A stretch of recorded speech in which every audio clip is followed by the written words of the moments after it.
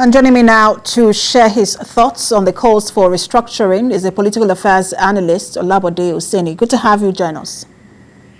Thank you very much for having me. So year in, year out, quarter in, quarter out, we hear these calls for restructuring. There are people who are for it and there are people who are clearly against it. But one must say that over the years, the president's stand on this issue has not evolved. He stands on the fact that he doesn't understand why we need restructuring. But my question really is, why is this issue so contentious? Thank you very much. It is very, very contentious in the sense that when you have a 60-year-old relationship that is not productive, that is year in, year out, only creating problems left, right, and center, no progress, all members of this association are not happy. I mean, it's a simple logic and simple common sense that it calls for a roundtable talk where all of you have to sit down, review, rearrange, readdress, and reappraise the areas that are not working. So you can make amendments, you can make suggestions. And if you don't have that, like in the situation in Nigeria in the last 60 years, it shows clearly that some segments of the country clearly doesn't know what they are doing. And also, let me say this: if the president or the government of President Muhammad Buhari refuses to make room for peace, it becomes inevitable that there's going to be war. So the war he's talking about, or whoever is representing him talking about, seems they don't know what they're talking about, because you cannot continue to live in a situation where everything is hardening up for the people. The people who gave you power expect minimum, simple way of life where they are going to be provided for little things. But we're now talking of a people who have virtually nothing to show for being a Nigerian. So no wonder that, some parts of the country are now agitating, and rightfully so. I think they're entitled to start saying, 60 years on, our child cannot walk, cannot crawl. We will need to find a solution to get rid of the situation.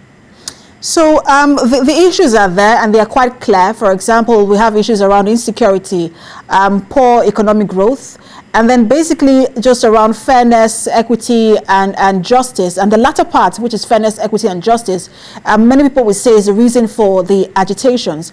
And then for those who do not support restructuring, they cannot figure out how restructuring is the answer to those issues. So how does the restructuring answer the question of fairness, equity, and justice?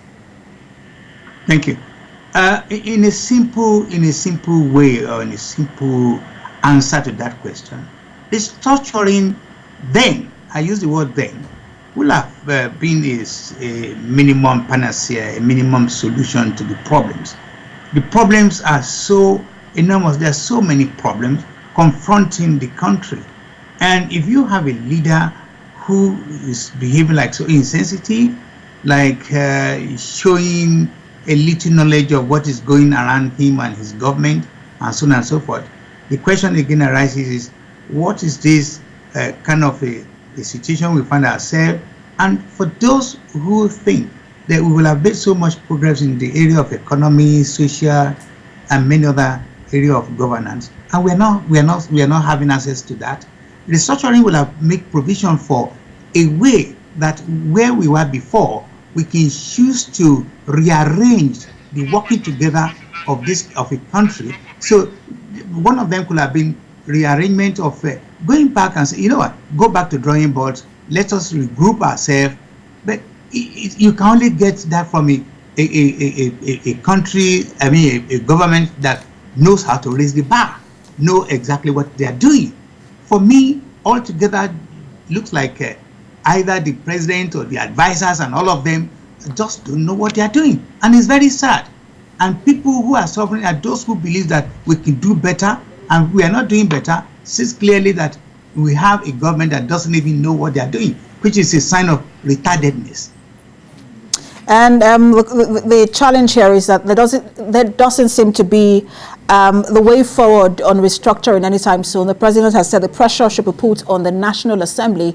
We'll see how this plays out, especially with the ongoing constitutional amendment at the National Assembly. Political affairs analyst Olabode Oseni, it's always great to have you talk to us.